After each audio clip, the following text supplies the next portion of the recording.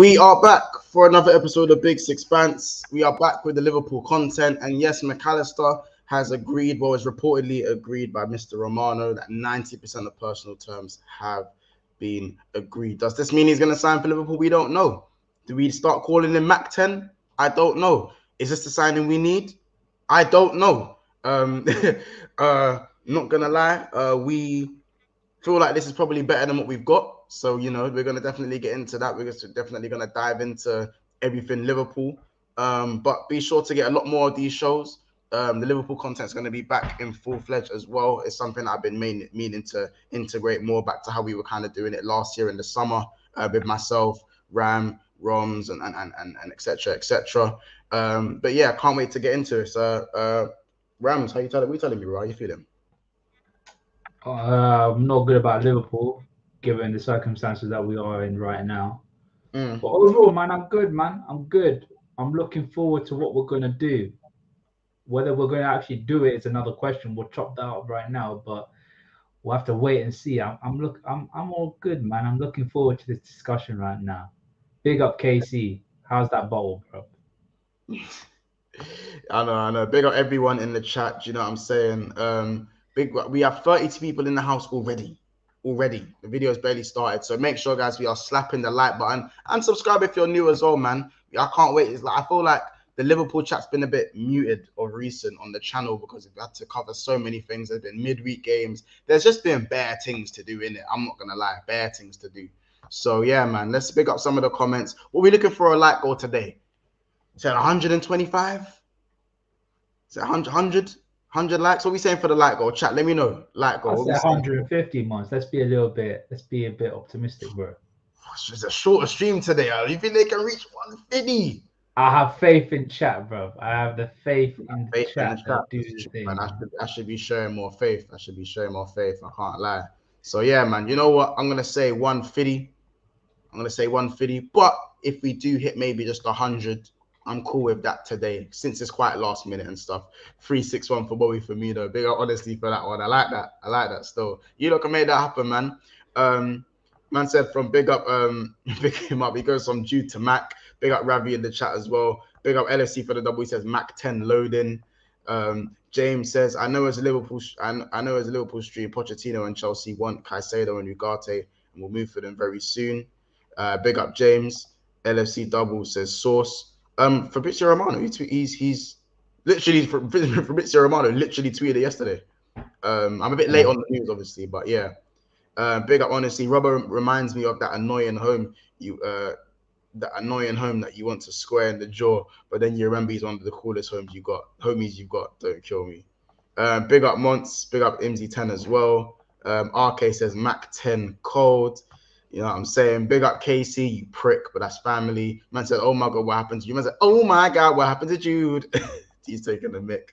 Big up Roms in the chat as well. Big up Roms, that's gang. You know what I'm saying? Big up Ryan as well. You know what I'm saying? Mostly good to hear from you. Eugene. Big up Eugene. He says, why are all Liverpool just getting that sporting director just for the summer? Very strange. Yeah, that's for another show, but that's very strange that we're getting him. It's looking like a short-term deal for my man. I can't pronounce his name in it, but the German brother. Well, Jörg. How'd you say his name? I need to have a look at his name. Yeah, his name's a mad thing. Schmatka. Jörg Schmatka. Yeah. I'm calling him Schumacher. That's very lazy, but that is so lazy, bro. But we move. We keep it moving. We keep it pushing. Keep it pushing. Big up, yes, big up big country. Big up yourself. I still think that McAllister may go to City. Obviously, let's just keep it a buck. I feel like obviously McAllister probably is going to look at Champions League as something to attract him. Obviously, City are looking at him. I think whether he goes to City is dependent on Gundogan for me. I don't know if you agree with that, Rams. I think that's dependent on what happens with Gundogan, whether he decides to stay or go. And also, I think with Chelsea, having Enzo and Pochettino there could sway his eye line as well.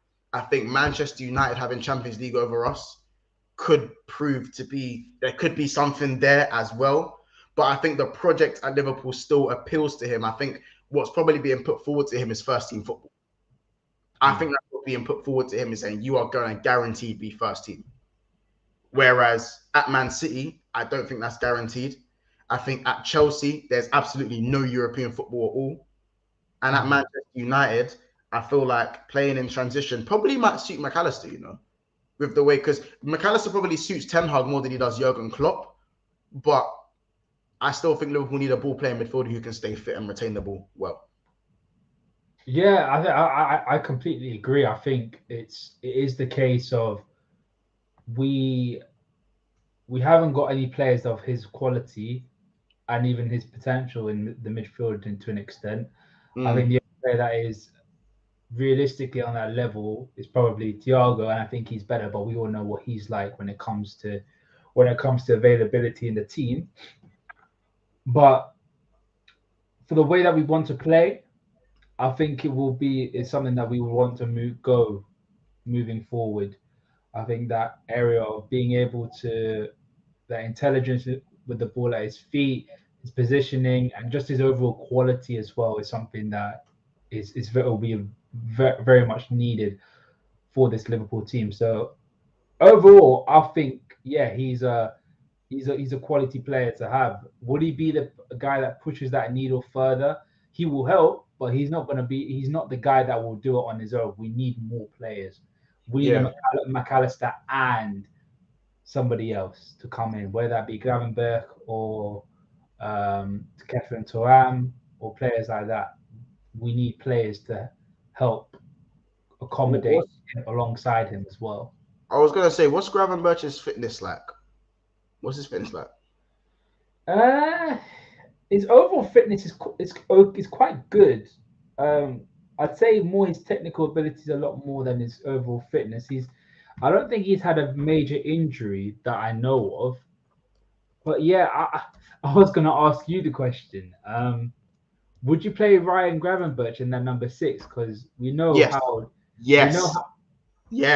how Dutch football are like when it comes to, when you're an 8, you're expected to know how to play as a 6 and as a 10. That's how they normally structure their football IQ. Yeah. That's why a lot of Dutch footballers are very versatile. That's why Wijnaldum can play the 10, the 8, the 6. Maybe not the 6 as well as the other two, but you know what I'm saying? Frankie de Jong can play the 6 and the 8. He can play both of them. He can come and receive. Gravenberch can play the 8. He can also play as a 6, he can play as a 10, but he wouldn't play him there because that's not his ideal position. You rather want him deeper in the pitch. But there's all from the same school of thought that you have to play in multiple positions. That's how you will survive in Dutch football. So I was going to ask you the question, would you play Gravenberch at 6, seeing as though he has had some tutelage in that position? Yeah, I would do, because he's got a similar build to Firmino. He's slim and he's tall and he's got the long limbs. He can get to the ball when he shouldn't really get to the ball. He's obviously more mobile than Firmino. He's younger. I feel like he's probably going to want to revive that sort of hunger, because I feel like sometimes you can lose that a little bit when you're not being played the way you want to be played. It seems to me like they want to keep him at Bayern though. And if they don't win the league, you think they're going to get rid of him? I think because apparently Thomas Tuchel wants Mateo Kovacic to join Bayern Munich. So if that's the case, but Kovacic is progresses the ball kind of thing. I wouldn't say he plays that same position as Gravenberch. If Tuchel wants him, then he has to come in and he has to replace another midfielder, and that midfielder might be Gravenberch. So I don't think Bayern Munich want to keep him. I think I thought the transfer in the first place was a bit stupid because they've already got Konrad Laimer joining them as well. Like they've already got 2 midfielders. Is that done? Is that done now though? Is that done? It's pre-contract agreement. He signed a pre-contract agreement, so he's definitely going to be a Bayern Munich player. So, and with the talks of what's his name, Kovacic being part of Tuchel's plans, I really don't see him at Bayern Munich. And I think they would want to cash in as much as possible, maybe like a £25 million deal or something like that. which for me would be a smart piece of business, in my opinion. Yeah, no, I hear it. I think we're just going back to McAllister as well, because you know what it is. I'm looking at, you see players like De Jong, and as I said, that you said that Dutch kind of setup as well, especially, yeah, and especially obviously with Timber being linked as well. So let's not forget the Timber links as well. I think if we had, like, for me, so if we had Luis Enrique as a successor to Klopp, yeah. If we had Luis Enrique as a successor to Klopp, the first guy I'm saying for you to go get is Frankie De Jong. That's the first guy you go and get. Yeah.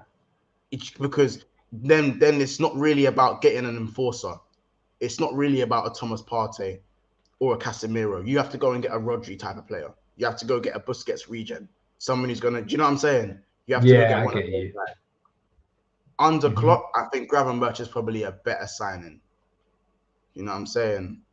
Big up. Let's hit some of the comments as well. Big up Gary Richards in the house as well. Big up, so he says facts. There isn't much of a buzz about McAllister, but that's why I like it though. The less buzz, the less pressure. You man know buzz be killing our footballers. Online buzz is, bro. These men are on socials, you know. These men are on socials. They read it like they're human. Footballers are human. They're not robots.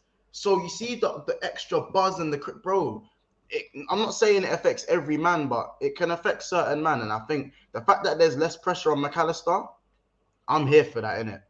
I'm here for that. Honestly, says McAllister is coming. It's just the final details, and he will get guaranteed playing time.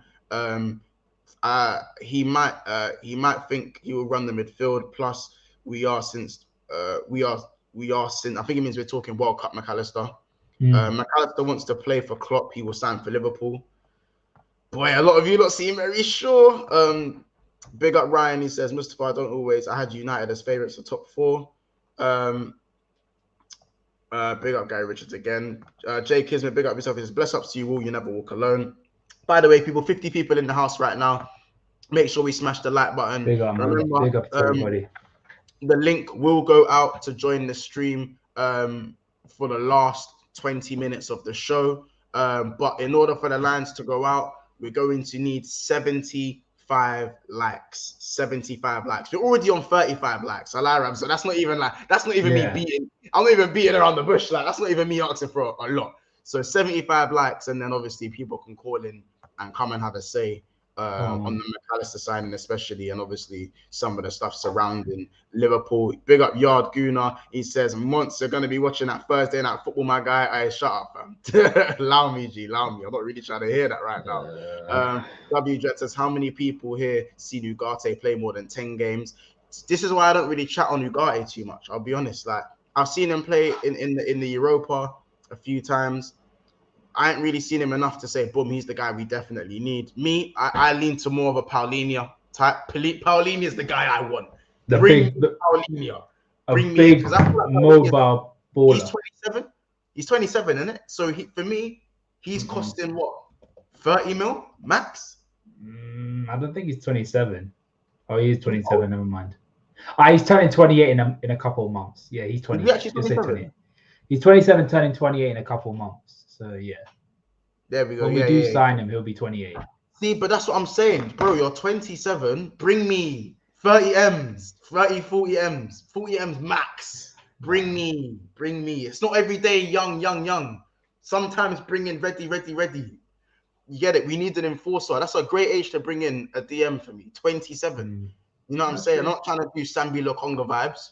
You know, I'm not trying to do all that. It's not like we're not trying to do all that at all. Big up promo. McAllister in this midfield will flop. We need another DM. Box to box prime. Genie was actually mad underrated. 100%. 100%. Paulinho would be a perfect, bro. With Paulinho as well. Paulinho is like 28. It cost around at least 50 mil. I need a younger DM. I can't go through this Fabinho drop off in the next 2 years, bro. Fabinho's drop off for me was like an anomaly. Fabinho's drop off was an anomaly. It was. I didn't expect it to happen, but that doesn't mean that I still don't think he might be good enough to play for Liverpool at this level now, in my opinion. Yeah. Jacob said, I'll take Paulinho. Jacob's an Arsenal fan. He's an Arsenal fan as well. Marcel says, yeah, Paulinho is the guy I agree once. Bring him, he will be the destroyer. Yeah, listen, bring him here. Bring him to Anfield. The thing is, right, because of God. When you talk about Gravenberch and Paulinho, they're both similar stature. I'd say Gravenberch is a lot more physically better in terms of getting around the pitch, but Paulinho is a lot more defensively more solid. Is that why you're sort of swinging towards Gravenberch in the sense that they have similar physical attributes? And yeah, that they can both. Because I feel like Klopp is only at his best when he reverts to type. So we need to be very specific in the type that we bring in. Do you know what I'm saying? Yeah, I get you. So it's like do you know what I'm saying? Like, so if we're seeing a similar type to Fabinho, so if you look at what Gakpo's doing, Klopp has brought in Gakpo, who is predominantly a left winger, and he's put him in the Bobby role, as opposed to the striker he spent 80 mil on, and not playing him up front. Do you know what I'm saying? And that's not even no shade on Nunes. I'm saying that he's bought a striker, and then now he's bought another player in January because he feels like he does the role of what he's familiar with most, which is that false nine. Yeah. Do you know what I'm saying? Yeah, I get you. I feel like if we're going to get the best out of this false nine again, we have to get it to what it was. Personally, I feel like we need to move on. I'm pretty sure you share those views as well. I think we need to move on a little bit. Like, this double pivot is working for a reason, and things have to be tweaked because teams understand how to play against certain. When you've done it for so long, teams do their research on you, man. Football is evolving, and you need to kind of change. But that's not to say that Klopp didn't revert to type last season and we didn't nearly win everything. After playing that same style for how long? You know what I'm saying? Yeah, absolutely. I think is what I like about this new system is the fact that we are a lot more malleable. We have different forms of play now. So we don't even know. The team on the opposite end won't know what type of football we'll play. We might play the 4-3-3. We might play the inverted fullback thing. We might play just the usual fullbacks overlapping. Or we might even play a 4-2-3-1. Who knows? I need that in my team. I need the fact that I want the opposition to be on their toes the entire game, not knowing what we would do and how we're going to set up. And I feel like at this moment, teams are starting to realize how to come up against us, and it's a big problem for us, man. We need to get that sorted ASAP. Yeah, 100%. What price are you willing to pay for McAllister if it was down to you? And that's a question for the chat as well.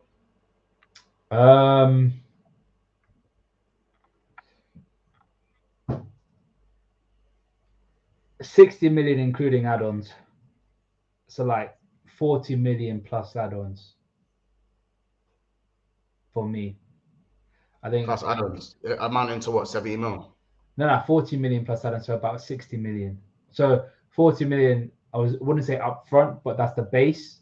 Then 60 million, and it'll all add up to 60 million. Say if we win the Champions League, or he scores however many goals, or gets us into the Champions League, or that kind of stuff, or wins the Europa League or something like that. Who knows? Yeah, no, I think. Do you know what's smart though, Mons? Go on. You know what's smart? They should have a Europa League clause in it. Say if we win the Europa League, they get however much, because realistically, after this season, we might not. This might be the only season where we'll be in the Europa League, according to a lot of rival fans, because a lot of rival fans have been saying, "Yeah, I'm fearful of Liverpool coming back," and I think they will come back.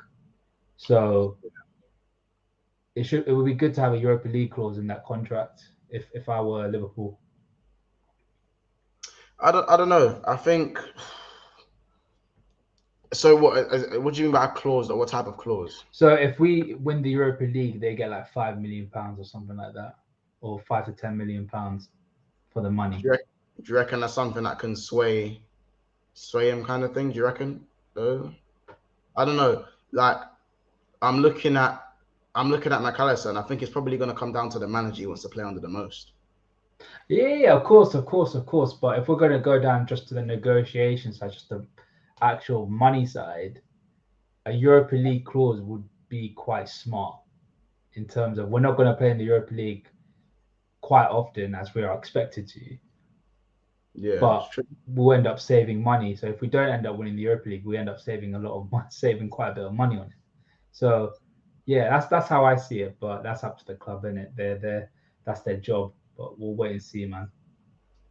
It's true.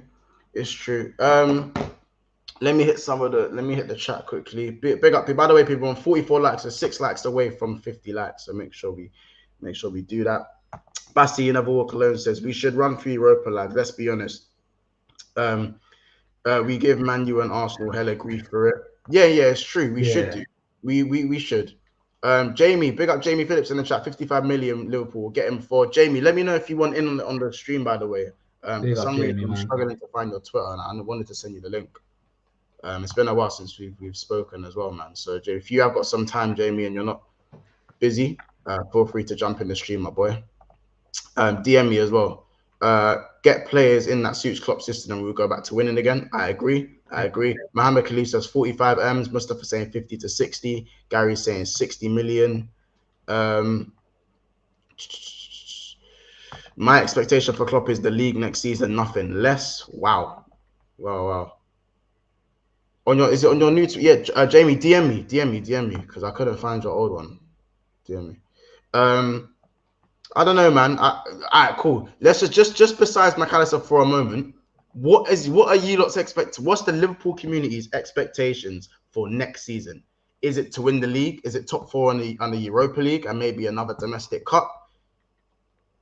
Like, what's going on? Rams, what's your expectations, bro? Because you know what I'm saying? It's an interesting one for me. For the team or for McAllister? Huh? For the team or for McAllister? For Liverpool. Liverpool expectations for next season. Winning the Europa League and challenging for the league title.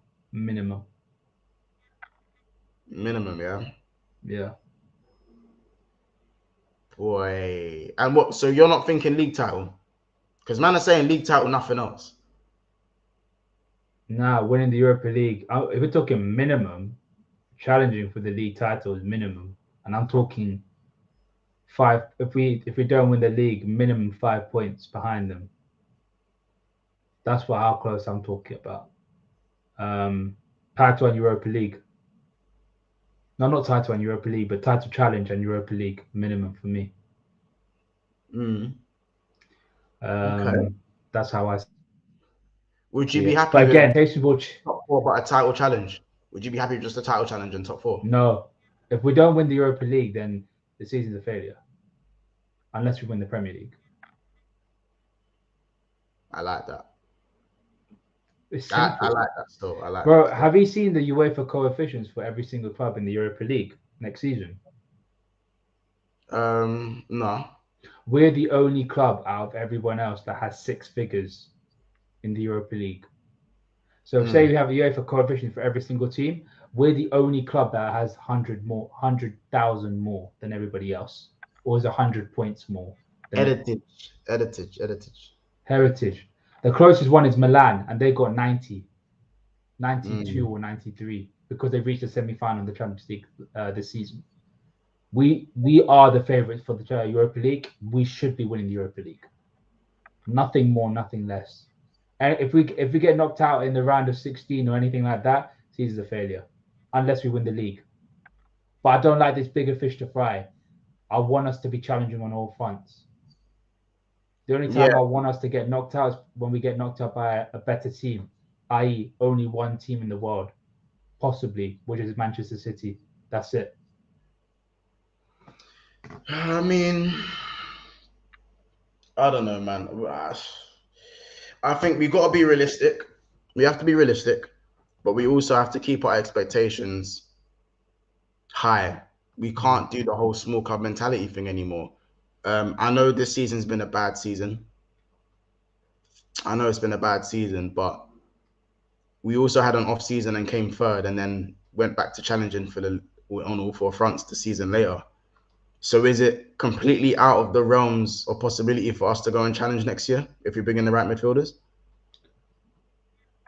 Absolutely not. If we bring in the right players, if we have a good window, then we got to be minimum second. If not, if we have an outstanding window, then we should be winning the league. Because let's be honest, Manchester City are going to try and recreate history doing the four-peat, which has never been done in the history of football. Not even our great Liverpool team has done that, and not even that great United team has done that. So yeah, if we have an outstanding window where we sign 3 midfielders, a right back, and a centre back, then challenging for winning the league and winning the Europa League double. I think next season, in terms of Europa League, it's a given. We should be winning it. Nothing more, nothing. Well, there you can't go more than winning. Nothing less. Europa League or nothing. Win or go home. Like literally, that's how I see it. The league, I can if we don't end up getting 3 to 4 signings or 4 to 5 signings, and we get around about 3 to 4 or 2 to 3, then I could take challenging for the league and winning the Europa League.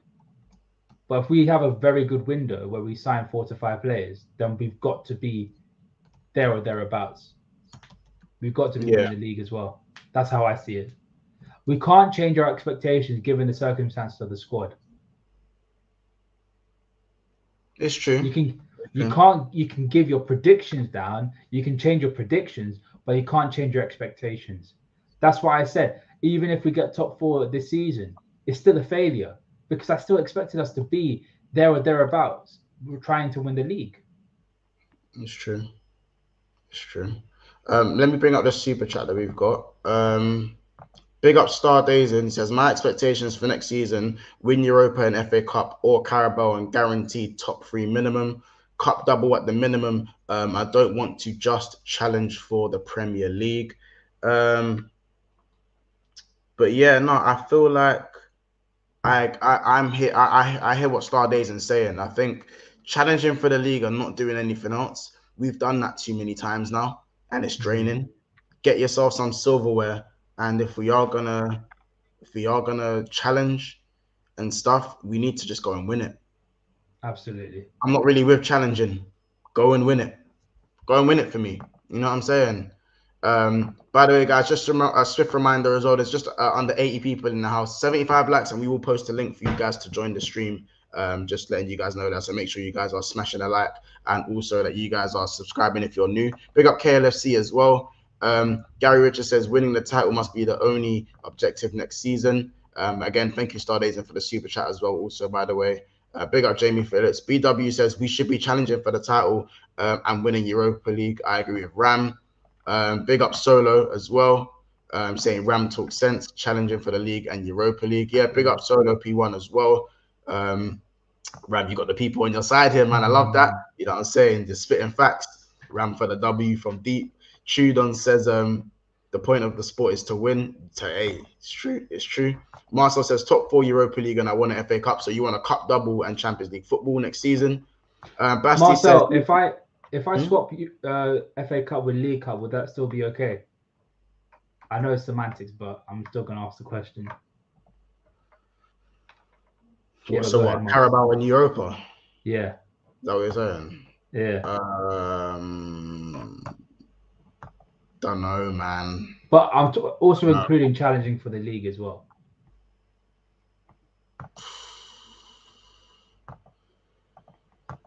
Why is it so different, the Carabao Cup and FA Cup? Is it heritage? It's the name. It's the name. Obviously, I don't think it's even that much harder to win. Yeah, that's true. Because well, technically, it is easier to win the Carabao Cup because obviously there's less rounds to face. So, yeah, because the week but same you could say, but with the FA Cup though, the teams, we don't start the FA Cup from round 1.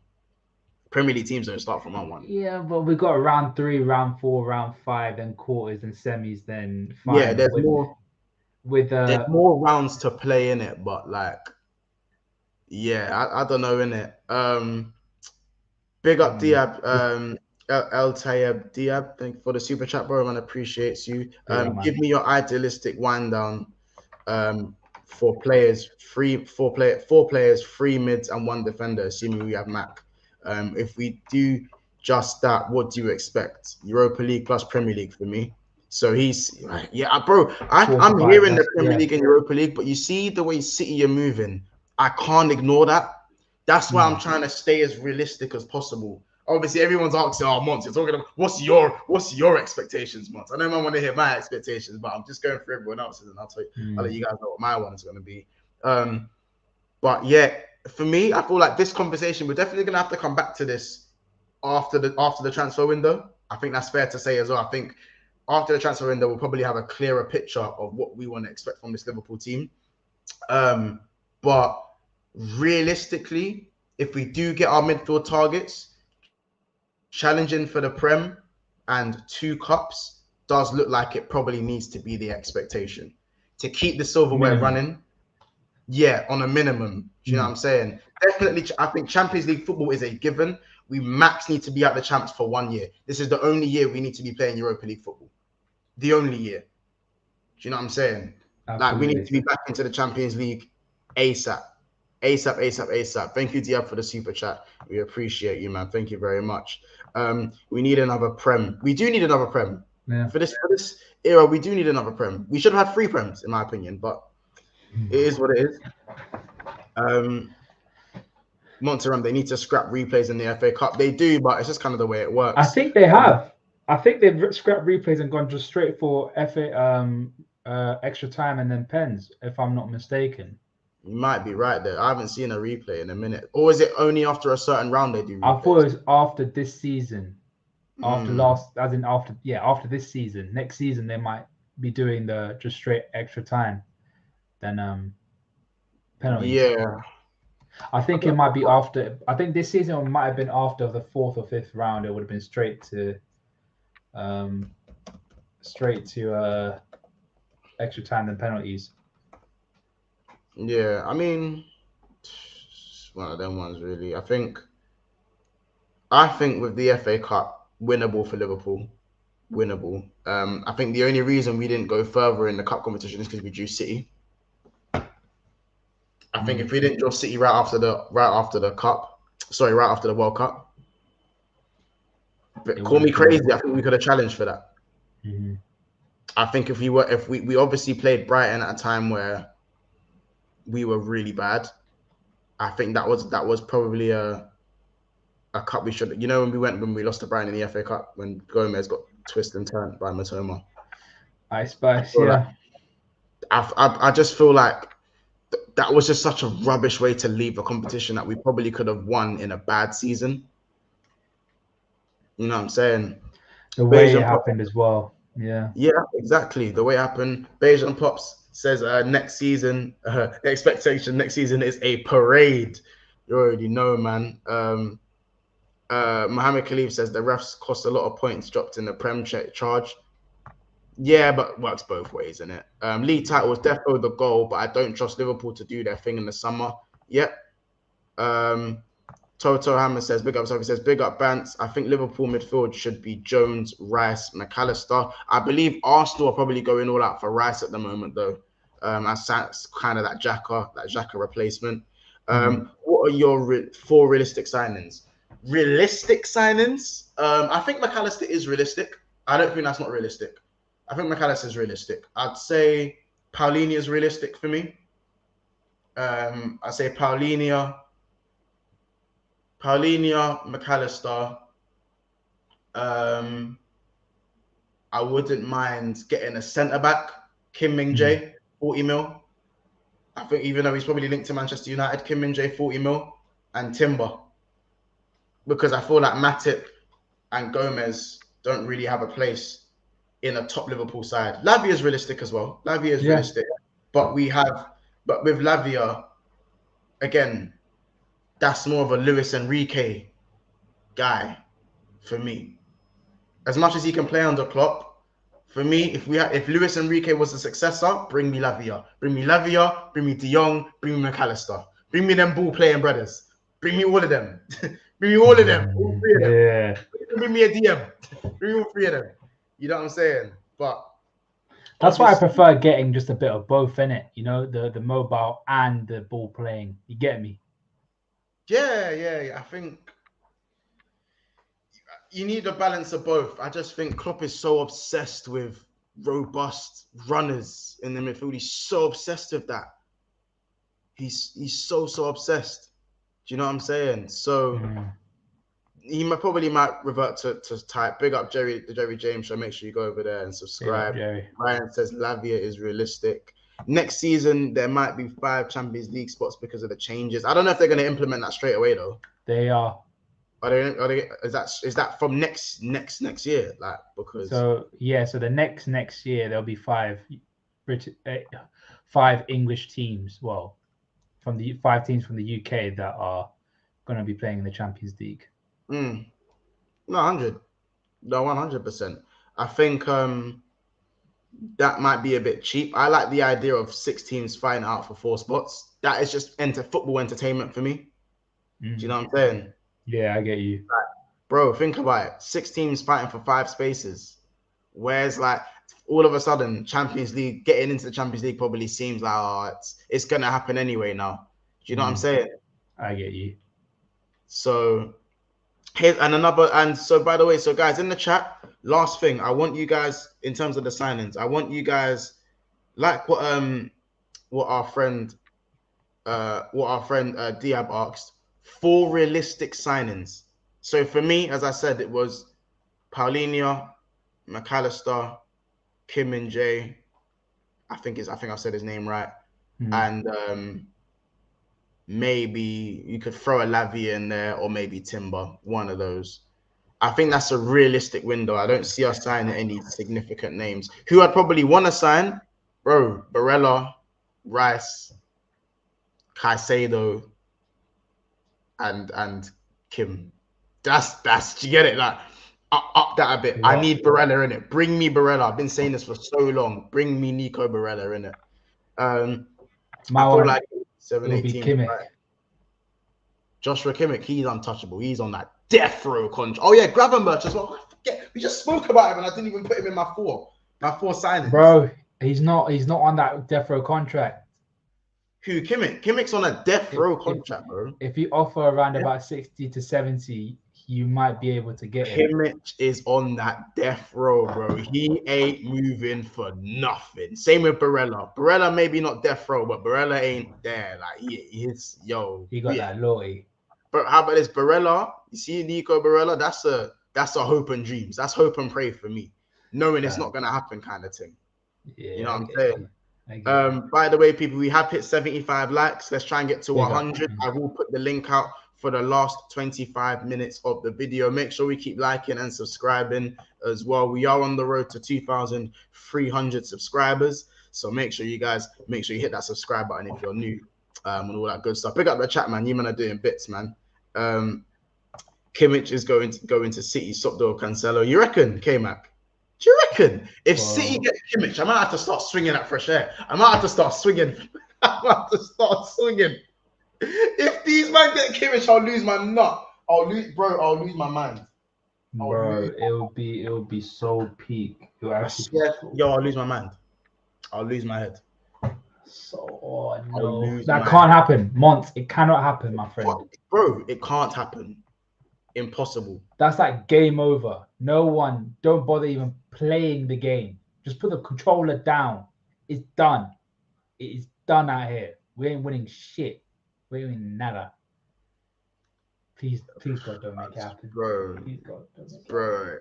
I don't know, man. I can't have City doing all that. I can't have them doing all that. Bro, just get. We're gonna get rid of Gundogan. Yeah, cool. Who are you gonna get to replace him? Joshua Kimmich. Bro, that's such a City thing to do, though. That is such a City thing. Do you know what I'm saying? That is because remember when they wanted 2 wing backs, they wanted another wing back to challenge Kyle Walker, so they just went and bought Cancelo. Do you know how much of a City thing that is, bro? Fuck? It would be like, that's just so City, bro. It's just so City. Bro, imagine if City take McAllister off us and then they go get Kimmich and they go and keep Gundogan. Could you imagine? Big up Never a Found House as well. I've already sat the redirect, don't worry. But yeah, bro, this is, I can't have City doing that. I'm sorry, they're not allowed to do that. They're not allowed. Pete, bro. It's not that, bro. It's not that. But what are your 4 signings? I didn't get to say. What are your 4 signings? So he said the guy with super chat was 3 mids and this defender. If I'm mistaken. Am I right? Am I wrong? Say that again. 3 midfielders and a centre back. Yeah, 3 midfielders and a defender. I doubt we'll get an attacker. I think Harvey Elliott will be pushed into that 6th attacker. I think probably. Okay. Midfielder, seeing as though Alexi's already given, he said. So that's 1. 2, it would be Gravenberch and Kefren Turam. And then the second and the defender I want us to get is either a toss-up between, 3 of them. Inacio, Yuri and Timber. And I know we have quite not great connections with them, but Nico Schlotterbeck from Borussia Dortmund.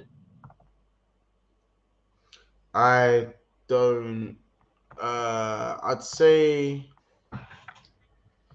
I don't know, innit? So say those again. Say those again. The last 2 escaped me. I was multitasking. What were the last 2? So it was altogether was Alexi, Gravenberch, Thuram, and Nico Schlotterbeck. Who's the first one? I'm not really too clued up on who's the Alexi is a given. He was one of the 3 midfielders, I'm guessing. That's what he said, no? No, I'm saying who is Alexi? Who is that? Who does he play for? Oh, McAllister. Oh, is that, bro? Call him Mac 10, bro. Call him Mac 10. But Alexi, call him Mac 10. That's what. Call him Mac 10, bro. That's what I'm trying to. You're right. You would have been like, who am I missing? That's called Alexi, bro. It's like, yeah, Mac 10, Mac 10. This Lidger Mac 10 thing. Chat. Who we chat. What we saying? Mac 10 for McAllister's name. I'm feeling that one still. Let me hear some of the 4 signings that these lot are giving me. Szoboszlai, is that you say his name? I don't really watch him too much. I know about him, but I don't really watch him like that. You see the Leipzig man after Cater, and after seeing Werner, I'm not really on the Leipzig thing. I'm not really on the Leipzig, and even bro, look what's happened to Sabitzer. The fall off is mad. I'd say Bayern did a big thing on that, bro. Bayern did a big thing on that. They ruined him proper. But I tell you what, you love players that shoot, right? Seconds, guys. Yeah. You love players that shoot, right? Like shoot from long range. Yeah, bro. I know Sabitzer's got a poppers. I know he's got a poppers. Nah, but Szoboszlai, bro, he can shoot. He's like shoot, and he scores. Like he scores bangers. And very good free kick taker as well.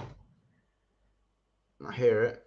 Francis says we will sign Timber and that McAllister wants to play for Klopp. Hey, man, I was hearing Jude wants to play for Klopp too. Oh, no, man. I'll take Neves. Oh, Neves. That's an interesting one. A lot of men are a bit up and down with that one. If it's a squad, I'd only take Neves on a squad rotation thing. Yeah, I agree, 100%. Bassi says Mac 10, Rice, Barella, Lavia, Gravidal, because our owners are worth billions. That is like some dream. That is dream team level. That's dreamland. Basti, you're living in dreamland, G. Like we wish. Then I want nothing but the title. If that's what we're grabbing. If that's what we're grabbing, allow me. You know what I'm saying? Let me bring in the free callers ASAP. I'm gonna bring in the free callers. First of all, big up Ryan. First time on the channel in a minute, bro. Ryan, I hope you're good, bro. It's good to see you. Yeah, good, man. How you good to see you guys, man. Hope you guys are good. How you feeling? I know you've been before we get to the super chat before we get to this, I know Ryan, you've had some strong opinions which you're gonna get to as well. Europa When League. has he not? When has he not had any strong opinions? Controversial, Ryan, isn't it? Controversial. Yeah. You know what I'm saying. But everything good though, bro, yeah? Yeah, good, man. All good, bro. Yeah. Good stuff. You know, make sure you smash a like for Ryan, man. Smash a like for Ryan. It's good to finally have him on the channel after a while. Do you know what I'm saying? Next, obviously, K-Mac. Good to see you, bro. How are Big you up, feeling? Matt. How are you doing today, bro? I'm good, mate. I'm good. Good show as always. Good to see you, Ram.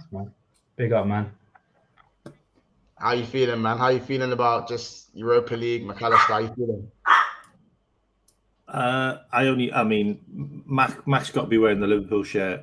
He's got to be leaning on something at Anfield for me to believe that's happening. You need to do the lean. Yeah. Do you have trust issues after the Jude one? Do you have trust issues like the rest of us at the moment? I've got trust issues with the transfer committee. I hear it, man. I hear it. If it's not Dutch, it's not happening, as far as I'm concerned. Yeah. It's true. You see me now. I'm at that point. Unless I'm seeing this with the shirt, if I'm seeing this, I don't. You see, Jude, there's a hole in my heart. There's a hole in my, and it's not even so much Jude himself. It was the principle. Yeah, it's the principle, because for me, Barella was above Jude in my personal order. It was just the chasing of it and all, and the flirting, and it was the sacrifice of the season. The lies and the deceit, which did it for Jude. It's like I've took a woman out, dinner after dinner, day after day, only for me to check her story on Instagram, and I see she's in some guy's car with a Rolex, and he's wearing a Rolex, and he's in a tracksuit. You know, I just, it's like I've done it. It felt like Klopp was grooming him at one stage. It got a bit creepy. Yeah, man. It is what it is, though, man. Let's bring in the other two. Diab, big up yourself, bro, on the channel. How are you, bro? How you doing? Good. How are you doing, man? Just good. First time on the channel, man. How you feeling? Not good, man. Felt like I wasted the season there, quite literally. Yeah, of course. Yeah. How are you guys doing, though? We're all right, man. Just talking the talk of Liverpool, man. I hope you're good, though, bro. We're just gonna get in the sixth caller as well, just because this isn't gonna be one of the 2-hour streams, unfortunately, where I can get loads of callers in. We still probably have about, I'd say, just about half an hour, so we still have about half an hour to chop things up. Toto, bro, big up yourself, bro. What are you telling me, man? Welcome to the stream. Yeah, man. Big up, man. Good to see you, bro. How again? Same question as the others. How you feeling, McAllister, Europa League? How you feeling, man? McAllister, yeah, man. It's going to be a really good signing for us. But our DM Fabinho, I think we should start looking for a replacement. Someone like Rice, Tonali, some talented players in the CDM role. I think McAllister, Jones is coming into form now. And, yeah, man, it's looking good for the season. I think we can challenge for League and Europa. Good stuff right now. I'm respecting that still. I've got one before I read. I'm going to read out the super chat and a few of the chats, and then I've got quite a controversial question for you lot. And I know it's going to separate the board, so you lot just hold tight. Just hold tight for a second. Big up Hakeem. Hakeem says that was a really specific analogy from me. Hey man, I do. You know, my analogies with women. You don't know how I get, man. Hey, Solid.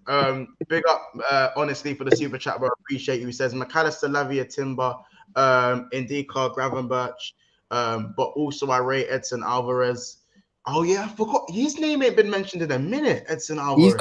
I think Bayern and Dortmund are linked with him at the moment. Yeah, if you're gonna get, but he can't. He can't pass the ball, man. Like defensively, he's good, but he can't pass the ball. He can pass.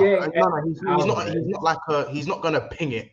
He's not gonna. He's not got pingers, but he's got Man United written all over him. Sorry, you reckon? Yeah, he's a short ass as well. He'd be a short ass connection there. Oh yeah, the Ten Hag. If you get Edson Alvarez, then the inverted trend thing won't run because he'll be the sitter in front of the defense. So Trent won't be inverted anymore. So that's where you play it. Trent's playing in midfield next season. He went on strike this season. Yeah, Trent's definitely got to play midfield. He went on strike. 100%. Yeah. So if that's the case, then Alvarez, I don't see him playing for us because it won't work, in my opinion. Big What's up, your controversial question? Come on, I want to know now. I'm just gonna finish this super chat. He says Edson Alvarez, he can play CDM or in defense, and Timber can play centre back or right back. I think ideally with the Timber thing, Timber's like for me similar to Gomez when he was good. So when Gomez was good, I'd look at him and Timber and go, that's quite a similar prototype of player. It disappoints me that Gomez can't just slot into that right centre-back position and actually have less pressure than what he's had to deal with this season and some of his bozo moments. Konate is another one we're going to talk about in a bit in terms of can we iron out his mistakes and then sort of mold him into one of the world's best centre-backs? Because I think he can be that. He's got all the raw attributes, doesn't he, Konate? He's too rash. He's still too inexperienced at times. He can lose his head too much at times. He's a brilliant defender, though. I think he's clear of the other two that when they were all at Leipzig. He's been our best defender. He's been our best. Consistently, he's been the best. Better than Van Dijk. Konate's brilliant. He just needs to get a bit more composed, I think, on and off the ball. I think that's. I think Konate and his timing and his interceptions are wicked. So let's get to the question. By the way, guys, make sure you smash the like button. 80 people in the house right now. Smash that like button, people. Let's get to 100 likes. I don't know how many likes we're on, but let's get to 100 likes. I'd love to say my piece on Konate because Konate is absolutely priceless. Like, he is undoubtedly the reason why we have been anywhere near the top 4 this season. Like, he has been absolutely unbelievable.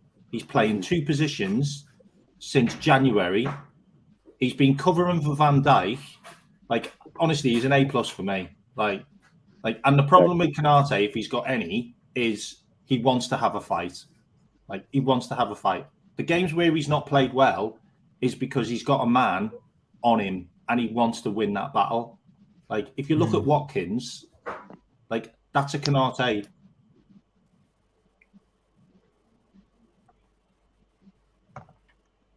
Bro, I think you've... Mac, I think you're... Mac, you're going on mute, I think. Have I been on mute the whole time? No, you were speaking and it just went on mute. Oh, okay. I was going to say that was great what I was saying.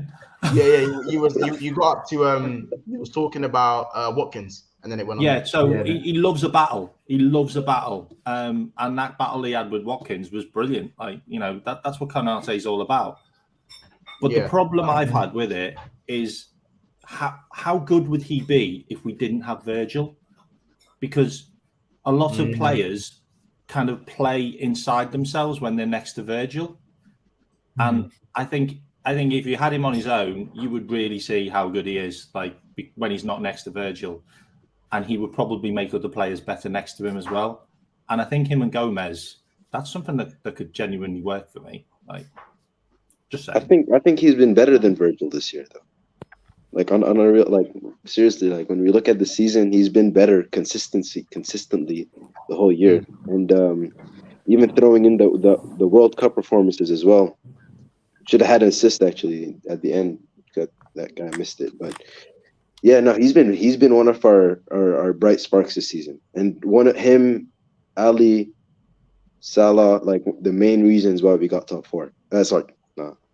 Missed out. We kind of rescued a disastrous season because it still is a disastrous season, obviously.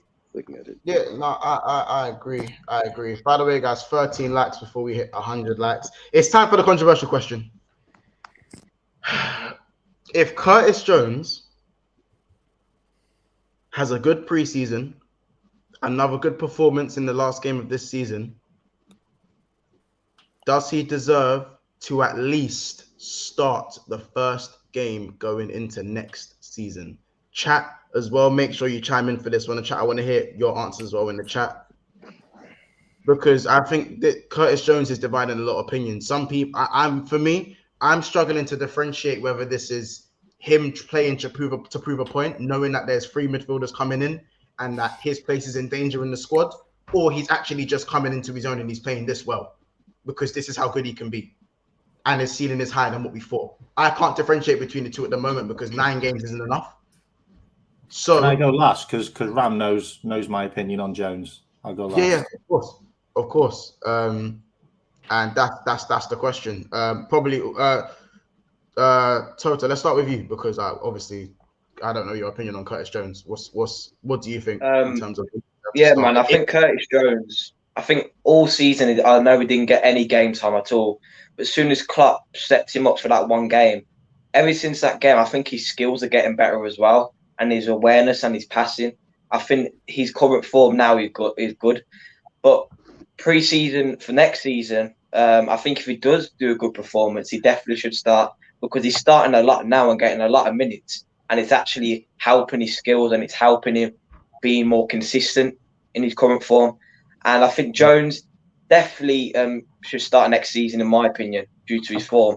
But if he has a good pre-season, even more he should start, because I think he should start anyway, because he's proved himself. Klopp stepped him up, he shined, and now he's just been more consistent now, and I think he should start next season. Yeah. I think, yeah. I'm gonna. In fact, let me get everyone a spin before I say what I'm gonna say. I believe I'm kind of a little bit on your side on that one. Ryan. I think go on. I think it depends on the context and situation. Like, let's say I do think we'll get 3 midfielders. So let's say McAllister will probably come in as the left central midfielder. I think it depends on how Klopp wants to bring those midfielders in. How, does he want to bring them straight into the team at the start of the season, or does he want to, kind of bring them in slowly? Do you get what I mean? Kind of like he did with Firmino, for example, when he came a few years ago.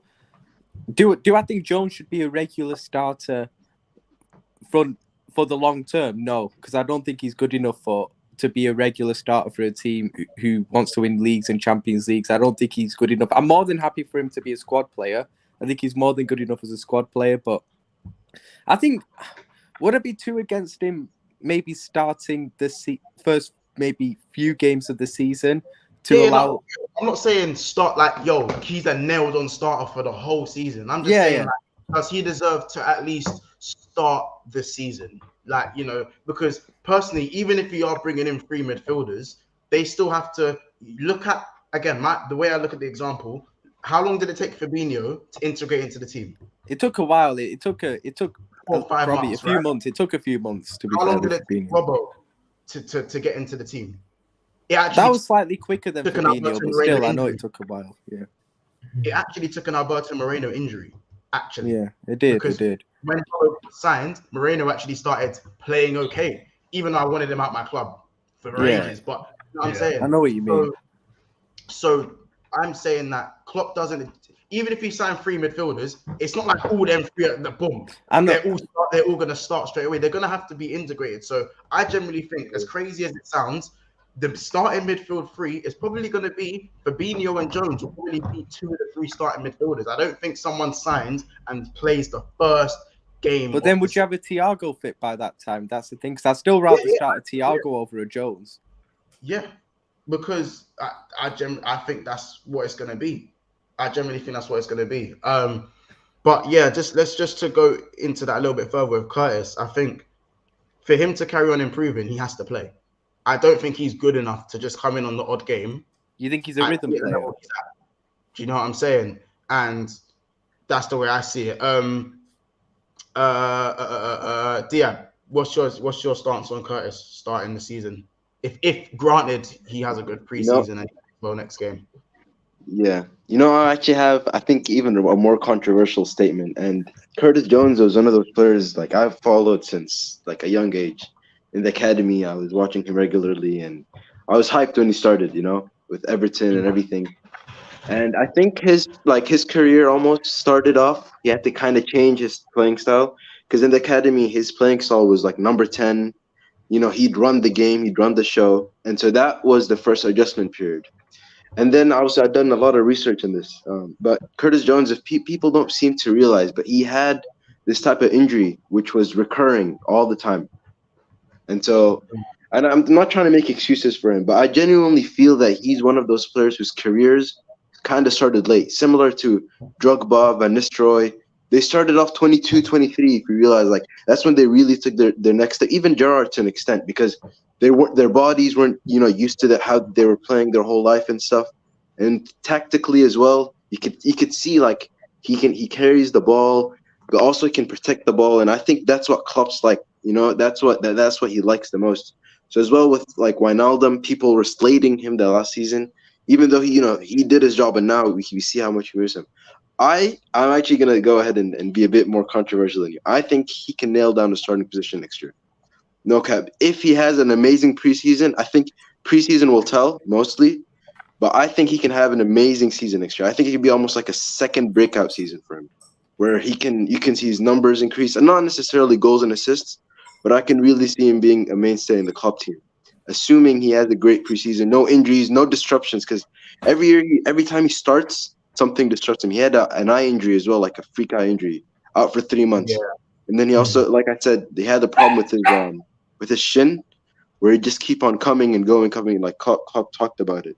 But I genuinely feel like, because I'm also like his mentality, his interviews, the way he talks, the way he conducts himself. I really have a high limit for him, honestly. I think just to intervene. I also think that with Curtis Jones consistently improving, it will allow us to use Thiago as a luxury player. Thank you, Mons. Exactly. But that's Thank a really you, good Mons. point. That's a really good point. Do you see what I'm saying? I'm Playing Thiago, making him run, all of this craziness, having to fly into tackles, using him as a destroyer. No. Just keep him doing the pretty stuff, the shoulder drops, the Thiago swivel. You know what I'm saying? But it's the fact with Mons, it's the fact with Thiago. Talk about Jones. You've got to let me have my talk about Jones. Okay. Yeah. So obviously, it's been really hard. Okay. I've got 2 super chats waiting, but K-Mac, I'm gonna let you run your Jones opinion now, and then we'll get to the 2 super chats. And I'm gonna bring in Jones. Curtis Jones, 87 starts, 9 goals, 10 assists. Thiago, 87 starts, no goals, 2 assists. Okay, that's all you need to know. Okay, Thiago's being played in the wrong position. Okay, that's the first thing. Second thing about Curtis Jones, Klopp's ruined his career so far, because he's done exactly what he did with Trent, and he's put him in a position because he needed to fill a position, and he got put on the right-hand side of midfield. Okay, he's a left winger.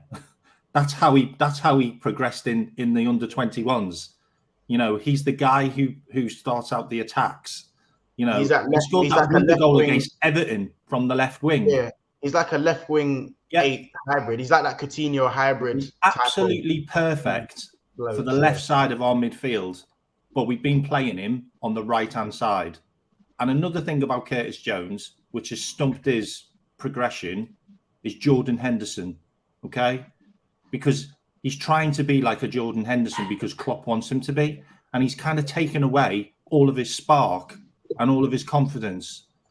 And he is a flair player. He has got the skills and the tools. The guy's 6'1". Like, we've got no midfielders that can tackle, that can win headers, that can duel.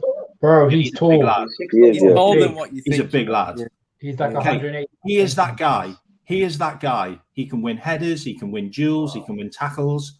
He can completely dominate our midfield. And he's been in the first team and around the first team since he was 18. And it's not easy to do that in Liverpool. It's really not easy to do that.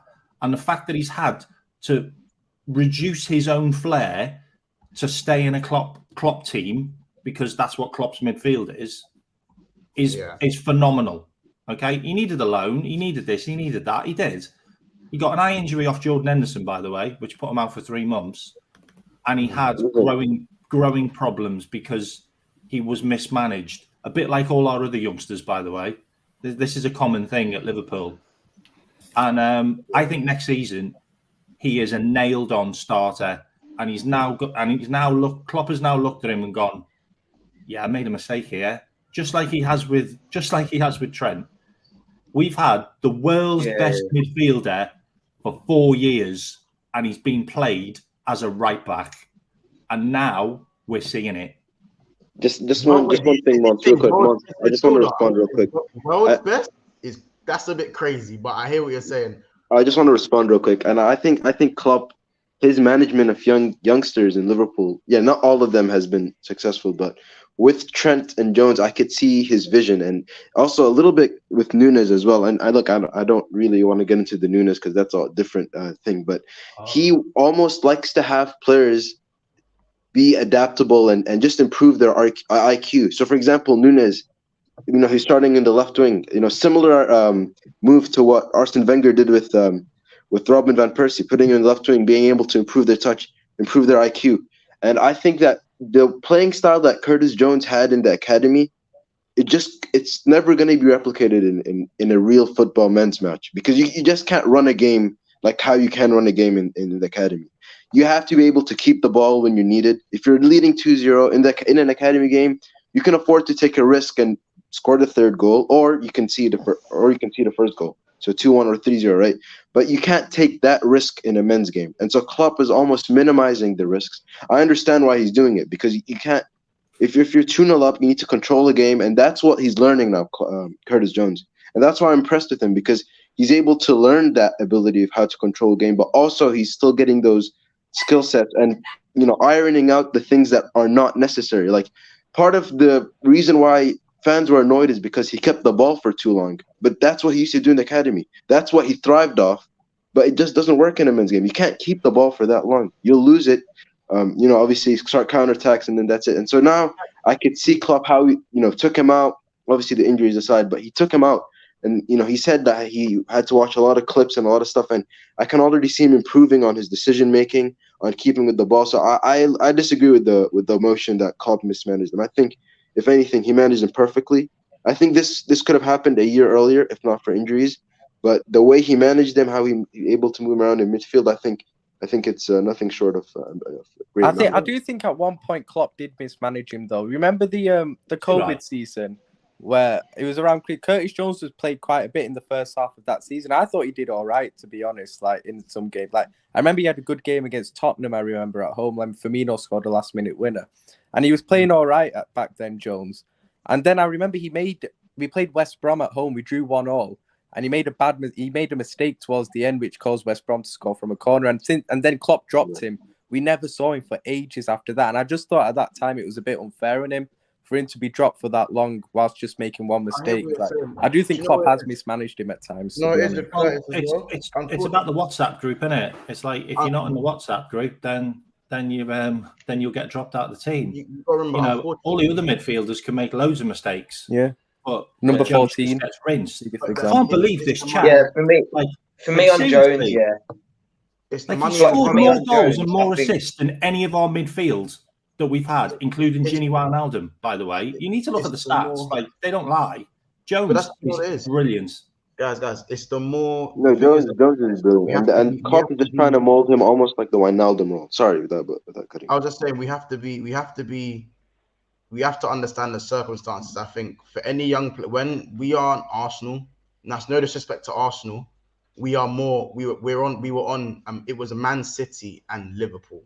So for any young player to break into a well-molded midfield, I think it was always a difficult battle for Curtis to try and break into Wijnaldum, Henderson, Fabinho, or Thiago, Fabinho, Henderson. For him to come in and stake a claim when he's not going to get the rhythm to play game after game to show that he can do what he can do consistently, he was never going to get consistent game time because of those three and how well oiled our midfield was. Now that there's cracks in our midfield and our midfield is basically non-existent, this is the time where this is his probably a rare opportunity to show what he can do, especially when he knows three midfielders are coming in. So as much as I do think Klopp has probably miscoached him at times, he's also got a working midfield and he's winning trophies. So Curtis Jones is probably the least of his problems, if that makes sense. But the fact this season that Klopp just persisted with Harvey Elliott, for example, in midfield for ages, like over a Jones. Like Harvey Elliott was so clear from the start, was never going to be a good enough midfielder. He gets physically dominated as well.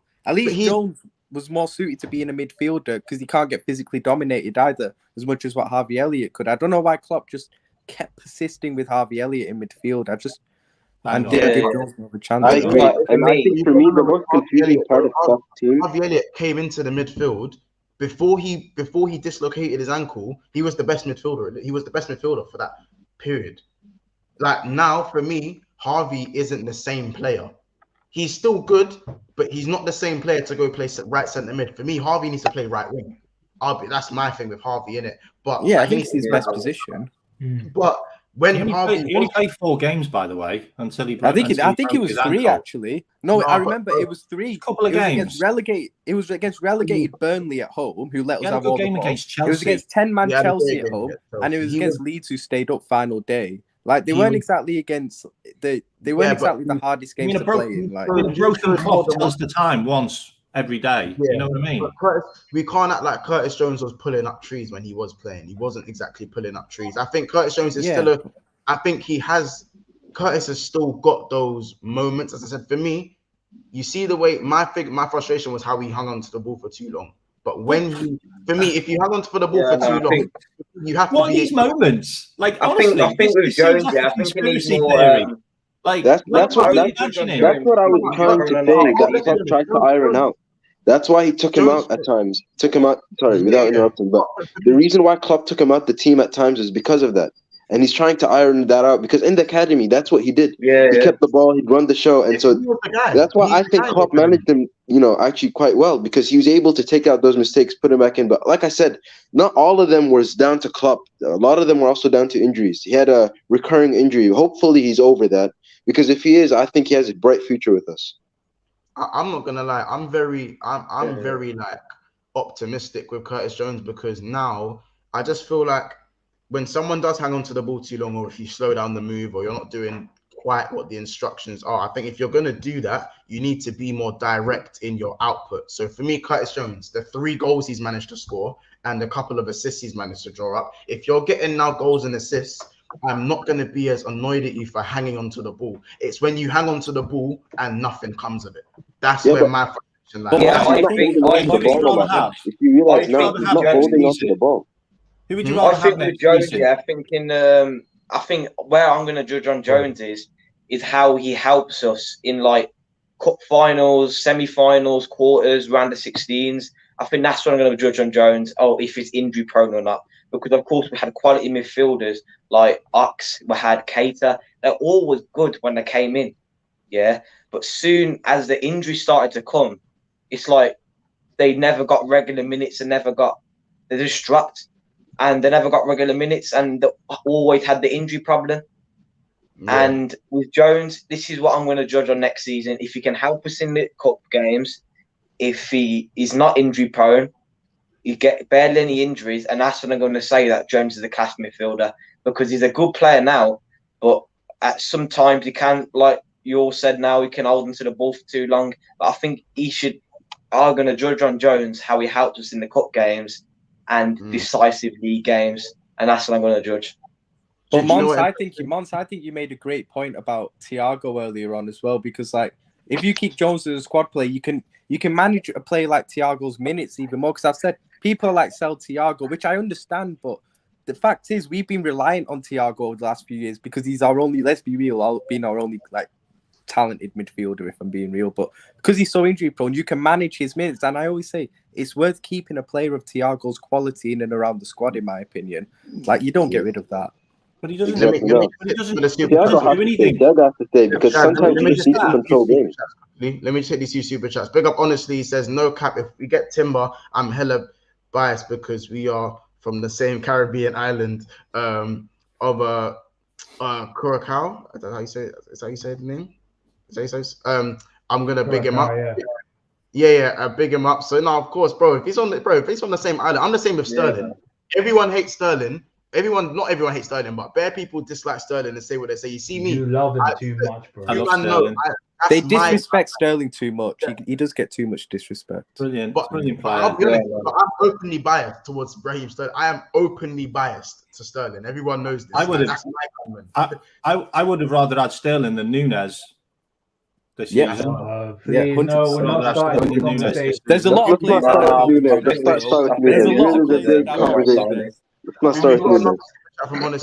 Guys, I get this conversation on a daily basis with this guy in group chats. I am not having it again. I'm sorry. We're not gonna do the Nunes thing because everyone will call me a bully. They say I bully him. So big up, honestly. He says, question for you all. What will happen to Carvalho if he goes on loan, or what will Klopp do with him? Will Klopp do with him like he did with Robbo and Firmino? So basically, will he integrate him after a season, or do you think he'll just sell him or go on loan? The Carvalho situation. Big up, honestly, for the 2 seasons, by the way. Appreciate you, brother. You know what it is with me, like Carvalho and Elliott, like both of them, for me, I don't understand the vision from Klopp. Like every other player, there's 3 players in the squad that I don't understand the vision. him, Carvalho, Elliott, and Nunes is not clear yet. And I'm not saying I'm disregarding these players, by the way. I just don't understand the vision because everyone else, I could see how they can fit into a club team or a potential club team. But those two, but we've never had a 10 in our team. So that's why I'm a little bit confused as to that. And none of them can play in the wing like Coutinho did. So I'm very confused with Carvalho and Elliott, honestly. I don't see how they fit in because they're not like I'm not sure how they fit in the midfield or in the wing. So honestly, I don't know if we're gonna have to sell them or loan them. Maybe loan them and see what they do, but I just never see them fitting in this team. I felt like they were Elliott like played too sign much. players and then sell them after like a couple of years. I felt like that's what kind of signings they'd be. Like we buy them, we then loan them out a couple of years, then they make a lot of money and then we sell them like when they're like 21, 22. But for some reason he just like started playing them and they're just not they're not Klopp signings. I just don't get what the vision was with Carvalho because Carvalho, the only possible scenario I could see him maybe getting some sort of a chance, and I don't even see it with this, is maybe as like a backup false nine because he was a 10, maybe kind of try and mold him into a backup false nine. But I don't even see him doing that, to be honest. So if he doesn't do that, then he's basically fully redundant, and you just might as well cut your losses and not even loan him, but just sell him. Because he doesn't fit into anywhere else in the team for the way Klopp wants to play. Do you reckon he could do a job at the Jones role? Because I don't think he can either. He can't do the Jones. I don't think he can. He's too lightweight as well. Do you remember Arsene Wenger signed like loads of little light players that were ticky-tackle on the ball? Yeah. It felt like that's what we were doing. And it's like, who the hell's who's buying these players? Like, they don't fit in a Klopp team at all. It's weird like, because you can see Gakpo and you can see Nunes. Like you can see them because they're big and they're strong and they're fast. But like these Carvalhos and Elliots, they're just not players. You know what it is for me? It's weird because even people say, "Oh, it's a Linder signing." People say it's a Linder signing, but then when I look at people say Linder signings, I'm looking at Gakpo and potentially Gravenberch. Those are Linder signing and Timber, right? And those are all players that you don't associate with Carvalho as well. So I don't know. Maybe this Carvalho thing is like a Malang Sarr Chelsea thing where they sign him for free and sell him for 10 million the year after. It might just be one of those things, which would be a waste of a year for him, and I'd feel bad for that honestly. I don't see him being a Klopp or a Linder signing per se. I think when Carvalho plays, it's good. Twitter say. Who was talking we can get about like 45 million for those two. Guys, just for a second, let me just stop here for a second. Obviously, I know Velv and Albert have been in the stream and haven't actually had a chance to obviously say what they wanted to say. Uncle Albert, welcome to the stream. I know you've been waiting patiently. Thank you. Can you hear me? I can hear you, bro. Yeah, just hear you, man. Chime in, man. Just who was talking about Curtis Jones? We all were. He's a much better player than we've given him credit for. Take it from me. I was one of the people who wanted him sold. And I ridiculed him for so long, and I've had to eat all my words because I've had the honor of seeing him playing in the flesh in the last 4 matches they've played. As I'm talking to you, I'm at the airport, I'm going back home. He is an excellent player. Curtis Jones is a phenomenal footballer. There are a lot of things you don't see on the TV, but he's the most instructed player on the pitch where Klopp is concerned. Klopp is always giving him instructions. So he has to play in a certain way. And as for Klopp destroying players and changing what they used to be, that's like the church and Jesus, right? He's done it to Trent. He's done it to Mo Salah. Because check this out. Mo Salah has scored more goals from the central position as a striker than he has playing as an isolated, like a Tuareg on the wing, right? Like somebody who's lost in the desert. I mean, I could go on and on and on. I can talk about Nunes. Nunes is an impact one-touch striker. Nunes is not paid to think. Nunes is paid to put the ball in the net. Put him in and around the box, and you have many goals. But he wants him to do something else. Look at Gakpo. Gakpo is a left winger coming in from where he came from. He was a captain of his team. and he's brought him, tried to change. So someone was speaking about IQ. Not all footballers have IQ, because football is not sending NASA rockets up to space. Most of them have brawn, and they have enough brawn to get the job done. So put them where they for what reason you bought them. I mean, don't buy a guy who owns an orchard and tell him to go and harvest palm nuts. That ain't gonna happen. Don't buy a guy who grows rice and tell him to go to a cocoa farm. That's not gonna happen. That's one of the reasons why we didn't do well this year. It's true. Experimentations, too many things that didn't matter. For example, how many times have we been saying that he should move Trent into the midfield because Trent was a midfielder in the academy? Somehow or the other, he didn't do it until it got really, really problematic. And then he moves him in as part of this inverted thing. And this inverted fullback thing will be found out by good players. Jacob Ramsey found it out. Song found it out. And as we go along, it is going to be found out by players who are good and speedy on that side of the pitch. So what Klopp needs is a fullback, period. And he needs to put Trent in the midfield, period. Yeah, definitely. Yeah, True. can't disagree with any of that, Uncle Albert. Brilliant stuff, man. I know, because I think a good right back could be Jeremy Frimpong. I think that could be a good right back and shift Trent into that midfield position, because he's been playing good in the inverted role on right back. But you know, I think he can. I want him to see him play midfield next season, in my opinion. And on to Albert's point about Núñez as a one-touch striker, I think, look, I don't think Núñez really, with Klopp's playing a false nine system where he has a centre forward, which is Gakpo, and Núñez is a striker. But if Núñez can't really fit into this system, should we stay or should we keep him on? But I think they should play Núñez where don't play him left wing, play him striker, his position. Have the odd game where you just don't play the false nine, play where Núñez wants to play striker. I don't think left wing really suits him. Don't get me wrong, he's a quick player. He can run down them wings. He's really quick. But I think he should play in his usual position. And us getting a fullback, I think we should get a fullback. He scored 36 goals for Benfica the season before we signed him up front, and we chuck him on the wing. Like do you guys think I have this? I had this thing. I was speaking with a fan about how, you know, all elite managers do this. You know, I kind of alluded to earlier when Van Persie was playing on the wing with Wenger. You know, it was about trying to improve his overall game, his passing, his touching, his control. Because in the wing, obviously, you do a lot more than being a striker. So, do you think maybe that's what Klopp was trying to do this season? And if so, what would that mean for Gakpo going forward if he starts playing striker again? I don't really understand it because you're playing two. He started playing two players, both in the wrong positions up front. Yeah. So he was playing Gakpo in the centre when he's not a centre forward, and he was playing Núñez as the left winger, and it's just so disjointed. I mean, and he's playing Salah as a linesman at the moment. Like, he's so far away from the play.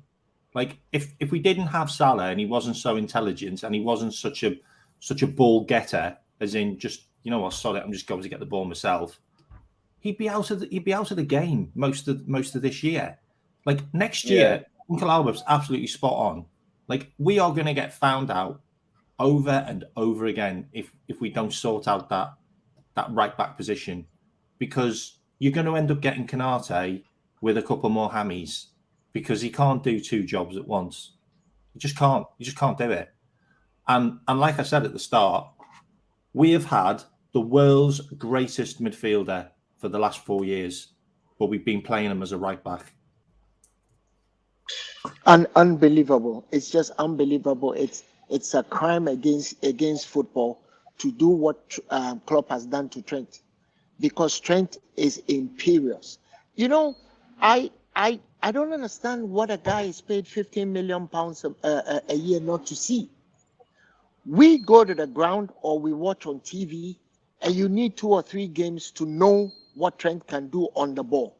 So stick him in the midfield, let him cook. Let him do the job in the midfield. To be fair, I think it's not as simple as putting him in the midfield, because even if you saw at times against Leeds United, if you come up against a combative midfield where they'll have 2 or 3 players pressing you from all directions, it's gonna be a problem. And that's why we found it difficult. But they are pressing you from all directions because you don't have a Rodri in the game. You have Fabinho. You have fruitcake Fabinho in the middle. That's the problem. Kevin De Bruyne has it just as bad. He has Rodri. Look, let's not compare ourselves. Liverpool should not compare itself to Man City. They're like streets ahead of us. Look, when Man City line up, they have Calvin Phillips on the bench. They have Phil Foden on the bench. If we had Calvin Phillips and Phil Foden, we will be using them as lights at Anfield, not just as footballers. We'll be putting them up as floodlights. They won't be sitting on the bench. We simply don't have the squad depth. They have the squad depth. And for me, I think that one of the things that I find difficult to understand, if we say, for example, what we are going to stick to is 4-3-3, a good fullback. Let me put a name, Kyle Walker-Peters, behind Trent on the right side of a 3, with Salah in front of them.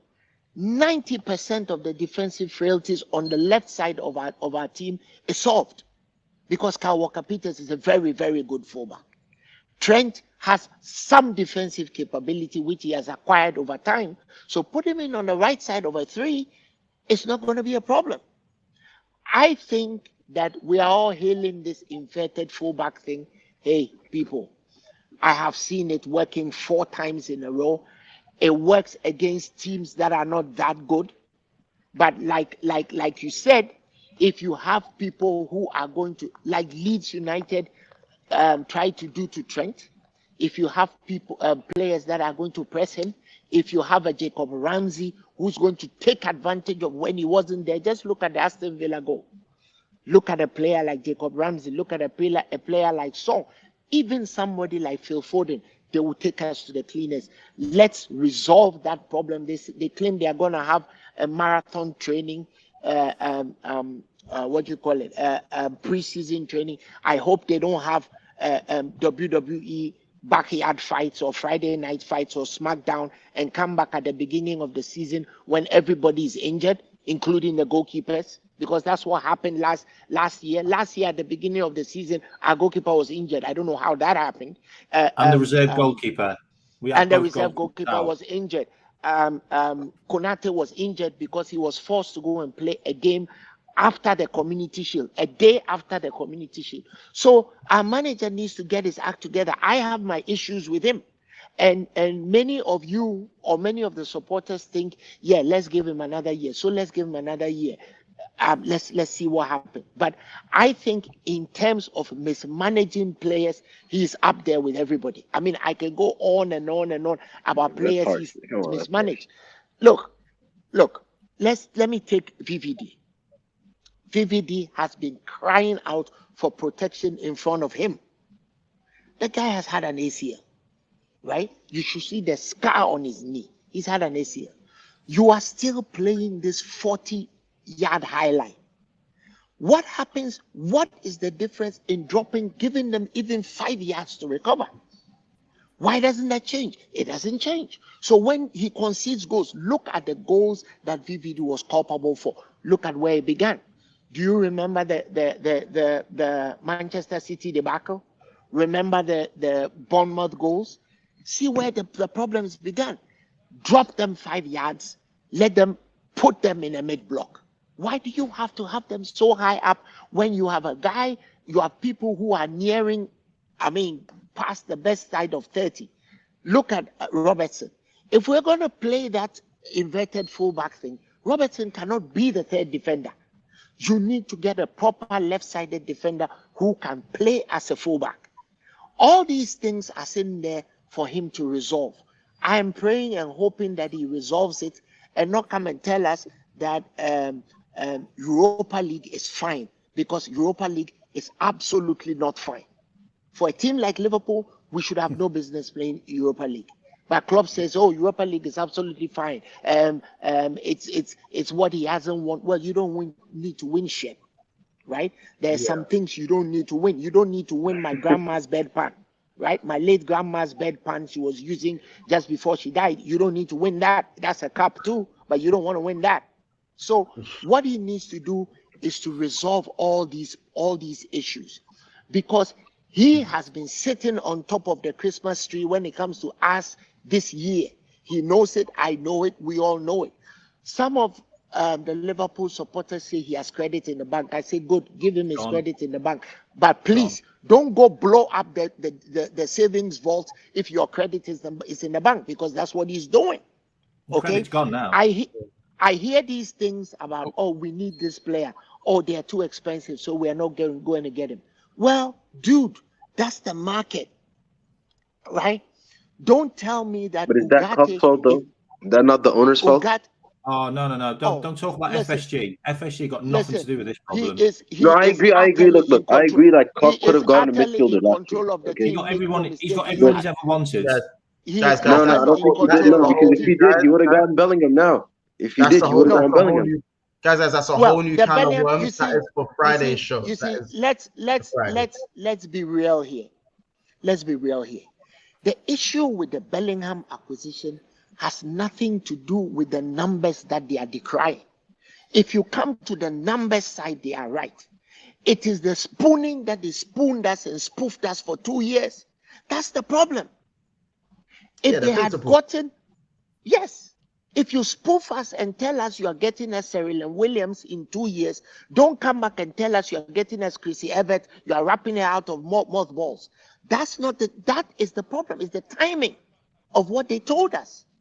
And they made absolutely no attempt to tell us that, oh, the guy was not attainable. Because, look, there's something called the English tax. It's 21%. So if you're buying a player for 120 million pounds, add 21% to it. Add the agent's fees. Add the player signing on bonus. Add his whopping 380. That's why Haaland cost 350 million. Exactly.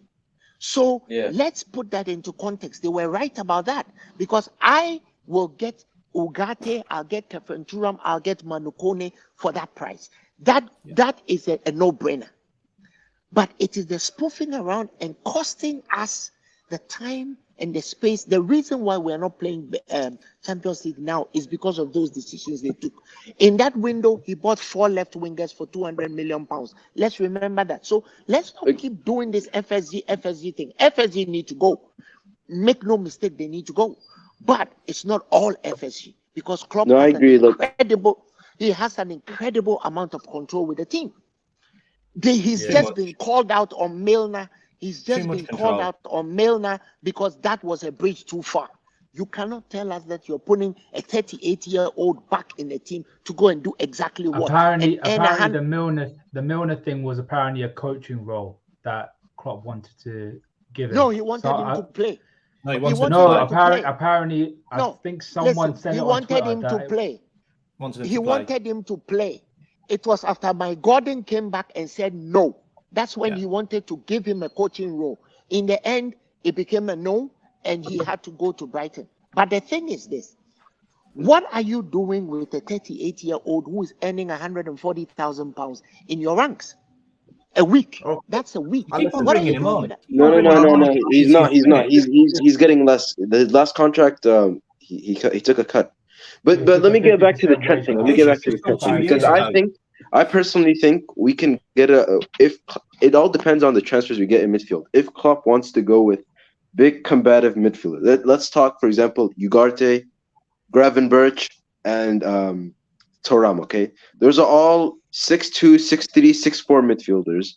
Athletic, can run all day. If we get those 3, then I think that means that Klopp wants to continue with the inverted thing, because that means that we have the legs to go back if needed, and also Timber, because Timber would, replace Konate in and out the team, and both of them can share that, that crazy role of playing two midfielders. Before you go forward, but if we get midfielders like Mount, McAllister, and McAllister, and I don't know, Lavia, for example, smaller, control the ball more often and more, then I agree with you. I think that means maybe that means that Klopp wants to move Trent to midfield and we get another right back.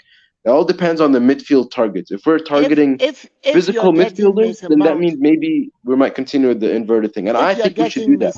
I'm personally of that opinion. We target.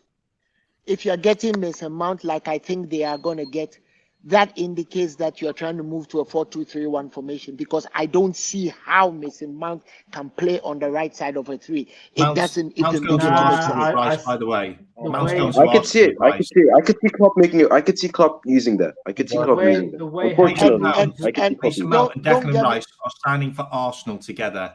Okay. Don't get me wrong. I don't want that guy. I'm happy with that.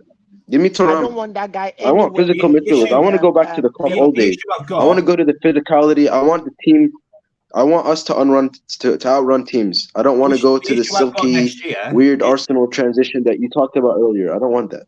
The issue I've got next year, and Ulkan Albert can probably back me up on this, is this new formation with the inverted V or the inverted left back or right back, whatever, that we're looking to do, and we are probably going to do it next year because Klopp said it in a press conference, is that runner which goes into the box, which is currently Jordan Henderson. He had 53 touches in the box against Aston Villa. And guess what they did? They never touched him. And that's the reason why we were completely swamped in that game and we probably deserve to get beat. Is because no one's going to follow Henderson anymore because Henderson doesn't do anything. So it's like, they dropped against the Aston Villa. I think with Henderson, he always loses the ball too much now, and it's like I don't know why he's not. Look at the team. In the Aston Villa match, they did something very simple. They dropped Ramsey on him. They just put Ramsey on him, put Ramsey on Henderson, and he's done. I don't have a problem getting like guys with legs. That's not a problem. But I think we need to get guys with legs who are also technically good. Like, I mean, I'm old enough to remember the Paisley days. So, and the thing that I've been telling my friends is like, if there were three great Premier League sides. There's Ferguson's United, Pep City, and Abramovich's Chelsea. In that, anything that they all three had in common is they had somebody in either the front office or at the coach who was ruthless. Now, Klopp is driven, but he's not ruthless. And so my whole thing was, if we don't have ruthless owners, we don't have a ruthless sporting director, we don't have a ruthless coach, then we need to get ruthless players. Like Stevie G, above all things, was a ruthless player. He was going to do what it needed to be done. We do have some of that in this side, but I think we need to get players who are willing to say, all right, this is the plan, but when the plan deviates, I'm gonna take it on we're not losing this game, we're gonna win this game. So that's why I was more like, I like McAllister because most Argentinians are technical, but those guys are hard ballers. Uruguayans like Ugarte are hard ballers, but they're technically good, but they're also technically good. I like Gravenberch technically, but I'm also not a fan of Ajax players in the Premier League. Ajax players tend to play better in La Liga. When they get to the Premier League, they don't get as much time on the ball. Whereas the players we've gotten from PSV and PSV and Feyenoord, those players play hard. Those players, because they're not groomed in the Ajax system, they play better. They seem to play better in the Premier League. So I tend to say we need to get a technical player that can run, but he also has to have an edge because we need those players because that's how we're different from City, Arsenal, United. That's why we won that league that year. That's why we contended for 4 years because we had players that were just like, we didn't get it. We're just going again. We're going again. We're going again. But when the legs ran out and we need to have a deeper squad. So that's how I feel about what we need going forward. Hold on, guys. I have a quick question. I want to ask you guys. Guys, I have to interject. Hold on, guys. I have to interject. I do have to go. I'm sorry, guys. This show has run over. It's a good conversation, and hopefully, I'm probably going to carry this on maybe Friday if you guys are still available. We know I do these every week on a Monday. It was only on a Tuesday today because I have stuff here to do. Usually on a Monday. Yeah. Can I say something? Because this is a better time to call in. You were yapping on another show last night. Yes, you already know. I'm saying, if 6 o'clock is a better time than 11 o'clock, trust me, man. Then let me know, and I'll run these at 6 o'clock instead. Sounds good. Sounds good. But yeah, just before, honestly, we got a super chat. Would you guys take Livermento, Kyle Walker-Peters as our right back? I'll take Kyle Walker-Peters. I'll take him any day. Yeah, we need quality, man. I think we need better than that. If we're gonna go full time. Let me say my first few words. Kyle Walker-Peters. Walker-Peters is prem tested. He's prem tested. He's been to relegation, so he understands adversity. He can play, and he can sure kick a ball. Also, guys, make sure that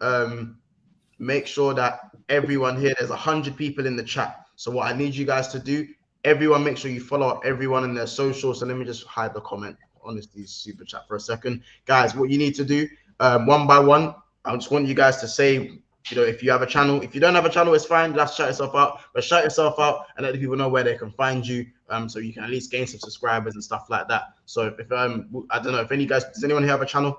I've got a channel, yeah. Yeah. I've got a YouTube. Yeah, man. I do player ratings. I do player ratings is Solo P1 as because Solo P1's the host and I'm his co-host of his channel. So we both do it on both channels. We do player ratings. We do match previews. We do like predicted lineups and all that stuff. We'll do on the channel, Toto, my channel, and Solo's channel. So yeah, man. Should I just put the chat in the link? Yeah. Drop the link in the private chat, and I'll tweet and I'll put it out in the chat as well, and I'll put it in the description when the video's processed as well. So yeah, and drop the name as well. Drop the name of the channel as well. Is that all good? All good? Yeah, mine K-Max channel. I do football. Probably every Sunday and Thursday, depending. I just have people on talking about football. That's what it's all about. Yeah, big up yourself. K-Mac, have you got the link to your channel, bro? Have you got the link? I've just put it in the chat. It's in the chat. Yeah. The link, the link to the, like the actual link. Oh yeah, I'll give you it now. Just be K-Mac. People are lazy. People are lazy. Like viewers can be lazy in it. So you know what I'm saying. Sticking it in now. Because I know your channel, K-Mac. I know, but I'm just trying to get to follow it. Big up yourself as well. Uncle Albert, you already know where the people can find you, man. Big up yourself, Uncle, for joining in as well. I'd love to get Albert on my channel sometime, by the way. Find me in my retirement village in Florida anytime. Anytime. I'd love to get you on my channel sometime. Yeah. How do I contact you? Yeah. Make sure you guys get each other on Twitter. Let me see if I see your Twitter. I'll just drop you a DM. Okay. Cool. Anytime. All right, man. Yeah. Scott, do you want people to know where you can find you, or you prefer not to? It's up to you. I don't have a channel, so it's easy. That's the thing. I just come whenever you guys have it, and sometimes I just drop in. Enjoy. Would like to link up with Albert at some point, but I enjoy hearing his opinions a lot. We're from anytime, bro. We're from a similar. I think from the same generation. So. No, exactly. Yeah. You were talking about Paisley, and I was like, yeah, that's my man. That's my man. He remembers Graham Souness, Alan Hansen, Phil Thompson. Those were players. Those were players. Yeah, those were hard. Those were some hard boys. Fruitcakes who earn too much, and too much player. Elliot, Harvey fucking Elliot. He wouldn't have been ball boy during those days. Well, yeah. Drop. I would like to link up with you at some point. I just don't have. Anytime, bro. All right. Anytime. As well, and Diab, is there man, can I say something else as well? Yeah, go on. Of course you can, bro. Yeah, I was going to say, of course, we do football and also we do Formula One. So any Formula One fans out there, because we're basically we're kind of a sport channel. So we do football and Formula One and a bit of W wrestling as well. So if you want to go check that out, feel free, man. We do it like a sport channel. We do different kind of sports. But mostly football and F1, but mostly F1. There you go. You have it here first, man. Make sure you go and check those guys out. Diab, is there anywhere where the people want to find you? Where we'd want people to find you? No, man. Just a fan, man. Just a fan. Appreciate the work, man. Appreciate the content as well, man. You, Team Topish, Hassam, everyone, man. You guys, Liverpool channels, you guys doing the work, I appreciate you every time, man. That's what I really do appreciate. And I think that's everyone. Ram, obviously, I know you're working on the Ram stand. I know it's on hold for now, but make sure you still subscribe to the Ram stand as well. Obviously, he's got some stuff cooking up. Velv, anywhere where the people want to find you, bro? Velv, you there? You can find me at Monsters Game where I'll make a fail comp of him. Every bad touch he takes, it's gonna be rewind for 2 minutes long. He's gonna pay for the Nunes hate. He's gonna get it. If he scores, for those who don't know what he's talking about, I'm going to be playing at the Molyneux in a couple of weeks for a charity game with a bunch of other YouTubers. So Velv is going to be making a fell comp of all my bad first touches, if there are going to be any bad first touches, by the way. So if you guys want to see me play football after me cussing Nunes for this whole season, then I'll send the link and I'll make sure you stick your feet where your mouth is. If I score, I don't want to hear verbal from anyone in it. Albert, I put my email in the chat, so if you want to link me, Okay, sure. I will. Right. Just put your size 10 boots where your mouth is, Mont. Otherwise, I'll tell Nunes that you can't play shit.